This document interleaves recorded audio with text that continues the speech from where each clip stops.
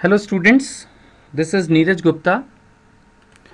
आपके business studies के first chapter nature and importance of management, प्रबंध की प्रकृति और महत्व, इसके 7वीं वीडियो पर हम पढ़ाई अपनी शुरू कर रहे हैं और ये वीडियो स्टार्ट कर रही है हमारा discussion on nature of management, यानी कि प्रबंध की प्रकृति क्या है। देखिए, किसी व्यक्ति के बारे में अगर हम ये सोचें कि वो किस तरह का है, उसके क्या फीचर्स हैं, basically that is basically I can say that nature of management,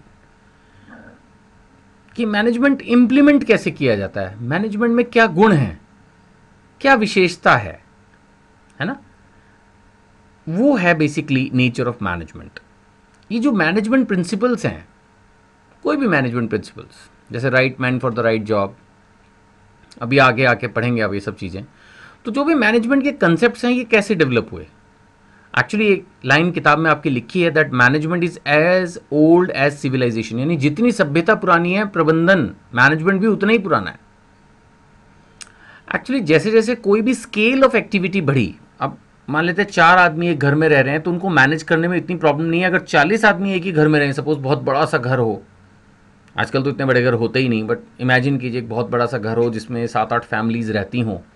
अब उसमें मम्मी पापा, भाई बहन, बेटियां और सब दामाद कभी कभी आ रहे हैं, सब हो रहा है, तो उस पूरे घर को मैनेज करना भी अपने आप में कितना बड़ा। ऐसे ही व्यापार पहले बहुत छोटे स्केल पे होता था, आजकल तो इतनी बड़ी बड़ी कंपनीज हो गई हैं और अब तो मल्टीनेशनल्स भी आ गई हैं।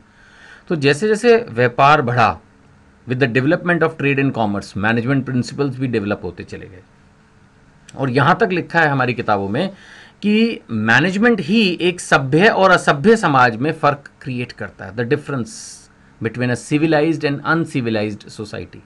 किसी के घर जाओ, अगर वहाँ पर कोई भी चीज़ सिस्टमैटिक ना रखी हो, सब सामान फैला हुआ हो, कुछ ना पता हो, ना कोई ढंग से बाहर डोरबेल हो, घर भी गंदा सा हो, फ्रिज में कोई भी सामान ठीक से ना रखा हो, आप ऐसे किसी रिश्तेदार के घर या मित्र के घर जाओ तो आप क्या कहोगे, that this is a non manage house. आपको ऐसा लगेगा जैसे ये आदमी अनपढ़ है, गवार है ना। और वहीं एक हर चीज़ अपनी जगह पे हो, a place for everything and everything in its place, हर चीज़ के लिए एक स्थान हो और हर चीज़ अपने स्थान पर रखी हो, तो आपको ऐसे ऑर्गेनाइज्ड वेल मैनेज्ड हाउस में जाके बहुत अच्छा लगेगा, नहीं? तो ये एक तरह से ना सभ्य और असभ्य समाज में फ़र्क प्रूव करता है, whether it is properly managed और नॉट। अब इस वीडियो में जो हमारा मेन डिस्कशन है वो ये कि क्या मैनेजमेंट एक आर्ट है। एक्चुअली ये एक डिस्कशन है अपने आप में, whether management is an art और अ साइंस और ए प्रोफेशन और ऑल।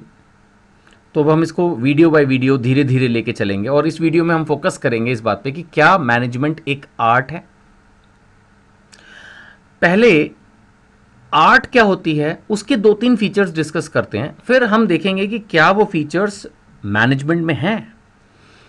तो आर्ट का सबसे पहला एक फीचर ये है कि that there is an existence of theoretical knowledge, सैद्धांतिक ज्ञान पहले से उपलब्ध है। अब चाहे वो डांस है, चाहे वो एक्टिंग है, चाहे वो म्यूजिक है, हर जगह पहले से लिटरेचर है, साहित्य है, कौन सी चीज़ कब कैसे करनी चाहिए, क्या उसके रिजल्ट होंगे।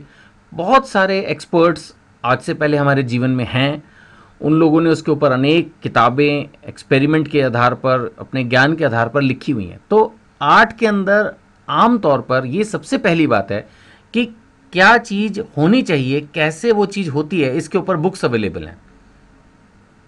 अपने को कोई नया फॉर्मूला क्रिएट नहीं करना, आर्ट के अंदर मोर और लेस चीज़ें पहले से हैं कि ये एक बेसिक लिटरेचर है, आर्ट के अंदर ये फीचर है। दूसरी बात ये है कि बेसिक लिटरेचर तो है, लेकिन उसको अप्लाई हर कोई अपने अलग ढंग से करता है, ये बड़ी यूनिकनेस है। अब हर घर में चाय जो है वो देखी जाए तो वही दूध पत्ती और चीनी के कॉम्बिनेशन से बनती है, लेकिन हर घर की चाय अलग होती है। आलू की सब्जी इतना कॉमन प्रोडक्ट है ये, लेकिन तब भी हर घर का टेस्ट अलग होता है। यही आर्ट है कि हर चीज़ लिखी हुई है कि भाई आलू की सब्जी बनेगी तो इस तरह से आलू कटेगा, पानी डलेगा, इस तरह से चाय बनेगी, उबलेगी, इतनी चीनी डलेगी, सब जगह सेम है। फिर भी पता नहीं क्या बात है कि हर एक घर की चाय अलग होती है, नहीं? तो पर्सनलाइज्ड एप्लीकेशन है ना, वो जो बेसिक नॉलेज है उसका जो यूज़ है, उसको जो एप्लीकेशन है, उसका जो उसको इस्तेमाल कैसे करना है, वो सबका ही अलग अलग है, बिल्कुल ही डिफरेंट हो जाता है। यही रीज़न है कि जो 2 डांसर्स हैं, 2 कलाकार हैं, 2 राइटर्स हैं, सब कुछ एक ही स्कूल से, मैं कहता हूँ एक ही डांस स्कूल से सीखे हुए बच्चे, एक ही टीचर ने सिखाया दोनों को सेम, तब भी दोनों का डांस में थोड़ी यूनिकनेस, थोड़ी वैरायटी जरूर होगी। सब कुछ एक सा नहीं होता, कुछ इसमें भगवान की भी देन है, भगवान ने ऐसी दुनिया बनाई है, और कुछ ये बात होती है आर्ट में। इसी तरह से आर्ट जो है वो बेस्ड है प्रैक्टिस पर, कि जो ऑलरेडी थियोरेटिकल नॉलेज पड़ी हुई है उसको हम अप्लाई कैसे करते हैं। अब अगर किसी ने सिर्फ किताबों में डांस सीखा और वो एक्चुअल में डांस नहीं कर रहा तो उसको आप कलाकार नहीं कह सकते। मैं फिर से रिपीट करता हूं जो मैं कहना चाह रहा हूं इस बात को। एक आदमी ने किताबों में डांस सीखा कि ऐसे डांस होना चाहिए, बट एक्चुअली में उसने कोई डांस नहीं किया, तो आप उसको डांसर नहीं बोल सकते ना। एक आदमी ने स्विमिंग सीखी सिर्फ वर्बली, एक्चुअली में वो पानी में कूदा ही नहीं, तो उसको स्विमिंग आएगी ही नहीं। वो अपने मन से बोलता रहेगा कि मुझे स्विमिंग आ गई है, मैंने सीख ली है, लेकिन जब तक वो एक्चुअली में पानी में कूदेगा नहीं, स्विम करेगा नहीं, मानेंगे नहीं। तो आर्ट का मतलब यही होता है, आर्ट मीन्स प्रैक्टिस, कि जो सिद्धांत हैं उनका प्रैक्टिकल एप्लीकेशन, उसको अप्लाई तो करो।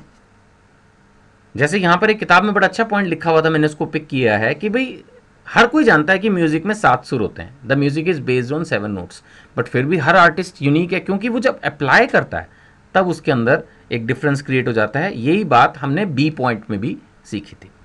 अब सवाल ये उठता है कि प्रबंध किस तरह एक कला है, how management is an art.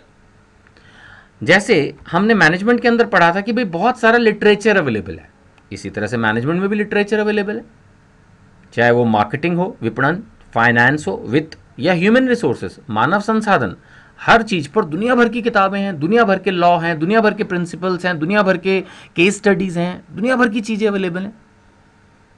तो ऐसा सच देखा जाए तो अगर कोई आदमी सोचता है कि मुझे मैनेजर बनना है, आप जानते हो कितनी सारी यूनिवर्सिटीज एमबीए का कोर्स करवा रही हैं, मैनेजर्स ही तो क्रिएट कर रहे हैं ना वो लोग, masters in business administration, MBA. अब तो बैचलर डिग्री भी शुरू हो गई है, बीबीए। तो जिसको मैनेजमेंट एज ए सब्जेक्ट में इंटरेस्ट है, तो lot of literature is available just like art. So by this point we can definitely say that management is an art. ये फीचर आर्ट से मैच करता है कि यहां पर भी लिटरेचर अवेलेबल है, और दूसरा ये भी फीचर मैच करता है कि वो जो सिद्धांत हैं वो सिद्धांत अपनी जगह लिखे हुए हैं। अब जैसे क्रिकेट मैच में भाई फास्ट बॉलिंग होनी चाहिए, स्पिन बॉलिंग होनी चाहिए, बैटिंग करते वक्त बैट स्ट्रेट होना चाहिए। मेरे को नहीं पता, मैं खैर क्रिकेटर नहीं हूँ, लेकिन ऐसा कमेंट्री में सुन सुन के ही हम सीखते हैं। लेकिन फिर भी उसकी एप्लीकेशन देखिए कितनी डिफरेंट होती है। एक ही एकेडमी से सचिन तेंदुलकर भी निकले और प्लेयर्स भी निकले। सचिन तेंदुलकर की उन प्रिंसिपल्स, उन सिद्धांतों की practical applicability with creativity and imagination इतनी अच्छी थी कि वो एक महान प्लेयर बने। तो ऐसे ही मैनेजमेंट के सिद्धांत लिखे हुए पड़े हैं, लेकिन जैसा मैंने आर्ट में भी कहा था कि दो कलाकारों का जो वर्किंग है, demonstration of art bye 2 dancers, 2 actors, 2 writers is different. इसी तरह से मैनेजमेंट के अंदर भी मैनेजमेंट प्रिंसिपल्स को 2 मैनेजर अलग अलग तरह से डील कर सकते हैं। अगर एक एम्प्लॉय छुट्टी ज़्यादा मारता है तो 2 मैनेजर्स अलग अलग ढंग से डील करेंगे। एक शायद उसको समझाने की कोशिश करेगा, एक शायद सोचेगा उसकी सैलरी काट दो, एक सोचेगा शायद उसकी प्रमोशन रोक दूं, एक उसके साथ शायद थोड़ा दुर्व्यवहार डांट के उसको ठीक करने की कोशिश करेगा। ऑब्जेक्ट शायद चारों का एक ही होगा, बट तरीका उस एम्प्लॉय को सही रास्ते पर लाने का अलग अलग हो सकता है। सेल बढ़ाने का सपोज ऑब्जेक्ट है, प्रिंसिपल्स हैं अलग अलग। सारे मैनेजर्स एक ही प्रिंसिपल को यूज करके आगे बढ़ेंगे ऐसा नहीं है। कोई हो सकता है कि सोचे एडवर्टीजमेंट बढ़ाई जाए, कोई हो सकता है सोचे कि नई स्कीम्स निकाली जाए, कोई हो सकता है सिंपल प्राइस कटिंग के अंदर बिलीव करे, कोई हो सकता है डोर टू डोर कन्विंसिंग के ऊपर ध्यान दे। हर एक बहुत सारे सिद्धांत है। कई बार यह भी होता है कि एक ही सिद्धांत को अलग ढंग से अप्लाई किया, या कई बार किसी एक स्थिति में कौन सा सिद्धांत यूज किया, यह भी डिपेंड करता है। अब एक आलू की सब्जी का, अगर मैं फिर से बाय द वे दिमाग चल रहा है मेरा, एक आलू की सब्जी से 150 तरह की सब्जी बन जाती है, बनाने वाले पे डिपेंड करता है। राइस भी कितनी तरह का बनता है। तो ये एक सिद्धांत को कैसे इस्तेमाल किया और किस स्थिति में कौन सा सिद्धांत अप्लाई किया, तो कहीं ना कहीं आर्ट है ना। यही तो रीजन है कि कंपनीज में मैनेजर्स को अपॉइंट किया जाता है। अगर मैनेजमेंट इतना आसान होता कि इस सिचुएशन में ये करना है, ये सब कुछ किताबों में लिखा पड़ा है वैसे तो कंप्यूटर में डाल देते सिचुएशन को और उसका आंसर पूछ लेते, मैनेजर्स को सैलरी देने की जरूरत ही नहीं थी। सॉफ्टवेयर बन जाता, एक 10-20 हज़ार रुपए का एक सॉफ्टवेयर आ जाता। इतने से बहुत कई गुना सैलरी हर महीने देने पड़ती है कंपनी को, इससे तो बहुत पैसे बचते। तो इसीलिए तो बोलते हैं कि मैनेजमेंट इज एन आर्ट, क्योंकि यहाँ पर उस क्रिएटिविटी की जरूरत है, उस कल्पनाशीलता की जरूरत है, उस सृजनात्मकता की जरूरत है, उस इनोवेशन की जरूरत है कि किसी एक प्रबंधन के सिद्धांत को, मैनेजमेंट के प्रिंसिपल को किस तरह से सिचुएशन में यूज़ करना है, ये बहुत ज़रूरी है। और इसके लिए प्रैक्टिकल नॉलेज होनी मैनेजर में बहुत ज़रूरी है। जब तक उसने उन सिद्धांतों का उपयोग नहीं किया होगा वास्तविक स्थिति में, रियल लाइफ सिचुएशन में, तब तक उसको एक्सपीरियंस नहीं होगा। और यही बात थर्ड पॉइंट कहता है कि जो मैनेजर है वो अनुभव के आधार पर सीखता है। He learns by experience, by implementing. हमने क्या कहा था, स्विमिंग का एग्जांपल दे रहा था ना मैं आपको, बेस्ड ऑन प्रैक्टिस। अगर एक बंदे ने स्विमिंग सिर्फ सीखी, अप्लाई नहीं की, तो हम उसको स्विमर थोड़ी कह सकते हैं। ऐसे ही अगर एक आदमी एमबीए के अंदर बुक्स पढ़ के आ गया, एमबीए की डिग्री ले ली, कहीं जॉब की नहीं, जीवन में कहीं मैनेजमेंट अप्लाई नहीं किया, तो उसको क्या आता होगा? क्या रियल सेंस में हम उसको मैनेजर मान सकते हैं? नहीं। He can at the most be a qualified MBA, but not a real manager. A real manager is one who is actually applying the management principles. जिसने उन सिद्धांतों को समझा होगा, अपनी क्रिएटिविटी के हिसाब से किसी एक पर्टिकुलर स्थिति में अप्लाई किया होगा, फिर उसके आधार पर उसने अपने फ्यूचर में उस सिद्धांत को कैसे इस्तेमाल करना है इस पर निर्णय लिया होगा। ये है असली प्रबंधन, जो अनुभव के आधार पर हर मैनेजर जब अपने सीखे हुए, पढ़े हुए प्रबंध के सिद्धांतों को, मैनेजमेंट प्रिंसिपल्स को प्रैक्टिकली अप्लाई करता है, उस वक्त उसको ये चीज़ क्लियर होती है कि मुझे इसका क्या करना है, आने वाले टाइम में अब मैं फ्यूचर में क्या करने वाला हूं। That is what the real thing is. नहीं तो एक जो वास्तविक सिचुएशन होती है वो हमें एक्चुअली में सब कुछ सिखाती है। नाउ एक लास्ट पैराग्राफ था आपकी बुक में, मुझे बहुत अच्छा लगा, मैंने वहां से उनके पॉइंट्स को उठाया कि जो अच्छे मैनेजर्स होते हैं उनमें क्या गुण होते हैं। सबसे पहली बात, वो कमिटेड होते हैं, समर्पित। जो अपनी ऑर्गेनाइजेशन के लिए कमिटेड नहीं है उसका ध्यान तो कभी लगेगा ही नहीं। उसका ध्यान में भी हो सकता है अपनी गर्लफ्रेंड्स में हो, में भी हो सकता है टीवी में हो, मूवीज़ में हो, स्पोर्ट्स में हो, व्हाट्सएप में हो, फेसबुक में हो, दूसरी नौकरी ढूंढने में हो। वो कमिटेड ही नहीं है, वो कभी अच्छा मैनेजर नहीं बन सकता। जिसका फोकस होगा कि हाँ, लास्ट पॉइंट देखिए, desire for development of self and organisation, विकास की इच्छा, खुद के विकास की इच्छा, उस कंपनी में जिसमें जुड़े हुए हैं उसकी इच्छा। साथ में अच्छा मैनेजर ट्रेंड भी होना चाहिए, दक्ष होना चाहिए, एजुकेटेड, पढ़ा लिखा होना चाहिए, क्वालिफाइड होना चाहिए। नहीं, उसके अंदर पर्सनल क्वालिटीज होनी चाहिए, जैसे एम्बिशन, ये बहुत जरूरी है, महत्वाकांक्षा। कुछ लोगों में ग्रोथ की महत्वाकांक्षा ही नहीं होती, तो जो अच्छा मैनेजर होगा वो जरूर महत्वाकांक्षी होगा कि उसकी कंपनी बढ़े, वो बढ़े, कुछ नाम हो अपना, अपनी कंपनी का, देश का। एक फीलिंग तो होनी चाहिए ना, सेल्फ मोटिवेटेड होना चाहिए। हर वक्त किसी को मोटिवेट करना भी तो मुश्किल होना चाहिए। तो जो लोग सेल्फ मोटिवेटेड होते हैं, कहीं ना कहीं उनको अंदर से पता है मुझे काम करना है, हर वक्त उनको कोई बताएगा नहीं कि यह काम करो, उन लोगों को भी काफ़ी अच्छा माना जाता है ना। और फिर उनके अंदर कुछ क्रिएटिविटी होनी चाहिए, ये बहुत ज़रूरी है। एक अच्छे मैनेजर में क्रिएटिविटी का होना बहुत ज़रूरी है। ये ना हो कि बस जो उसने किताबों में पढ़ा है बस वो उतना ही जानता है। कहीं अगर जरा सी वेरिएशन हो गई, जरा सा मॉडिफिकेशन हो गया तो बस बत्ती गोल। ऐसे व्यक्ति एक बहुत अच्छे मैनेजर नहीं बन पाएंगे, क्योंकि दुनिया बदलती रहती है। जो सुबह है वो दोपहर नहीं, जो दोपहर है वो शाम नहीं, जो शाम है वो अगले दिन नहीं। क्योंकि दुनिया कंटिन्यूसली बदल रही है, इसलिए मैनेजर भी एक स्टैटिक नेचर का नहीं हो सकता। एक अच्छा मैनेजर ऐसा व्यक्ति को नहीं माना जा सकता जो बिल्कुल एक ही तरह से हर सिचुएशन में सोचता हो, उसका एक काम करने का एक ही तरीका हो, सबको पता हो, पहले से प्रिडिक्टेबल हो कि मैनेजर साहब ने तो यही बोलना है, तो वो लोग भी तोड़ निकाल लेंगे। क्योंकि कहीं ना कहीं मैनेजमेंट का काम है सारे लोगों को इकट्ठा करके, मोटिवेट करके, मैनेजमेंट के ऑब्जेक्टिव्स को अचीव करने के लिए काम पे लगाए रखना। अब अगर मान लेते हैं मैनेजर साहब जो है वो एक ही तरह से रिएक्ट करते हैं, तो वो वर्कर्स भी जो खासकर ढीले कामचोर टाइप होंगे वो समझ लेंगे कि मैनेजर साहब कैसे रिएक्ट करते हैं। तो कहीं ना कहीं मैनेजर को भी अपनी क्रिएटिविटी का इस्तेमाल करना होगा, रोज कोई नया फॉर्मूला निकालना पड़ेगा उसको बैठ के। यही तो बात है कि management is a dynamic process, it's a continuous process. ये नहीं कि एक बार सारा सिस्टम सेट कर दिया और बैठ गए, ऐसा नहीं होता। कहीं ना कहीं उसको अपने आप को अडेप्ट करते रहना पड़ेगा, सिचुएशन के हिसाब से अपने आप को मॉडिफाई और इंप्रूव करना पड़ेगा। इमेजिनेशन भी यूज करनी पड़ती है, सब कुछ किताबों में भी नहीं लिखा हुआ, यही तो मुश्किल है। हमने एक तरफ कहा मैनेजमेंट इज एन आर्ट, की बहुत सारा लिटरेचर अवेलेबल है, लेकिन तब भी नई नई किताबें आ रही हैं, नए नए सिद्धांत आ रहे हैं, क्योंकि दुनिया बदल रही है कॉन्टिन्यूसली। अब ग्लोबल इकोनॉमी का कंसेप्ट आ चुका है, world is a global village. ये लाइन भी जबकि बहुत पुरानी हो चुकी है, आज नहीं हुई, ये बहुत पहले हो चुकी है, इंटरनेट जब से आया तब से हो चुकी है।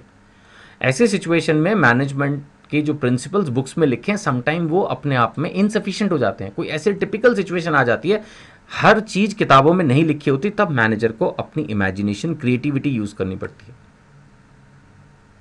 कंक्लूड करते वक्त यही कहूँगा कि सिद्धांत तो सारे लिखे हैं, लेकिन उसको इस्तेमाल कोई कैसा करता है, उसी से कोई ग्रेट मैनेजर बनता है, एक महान प्रबंधक।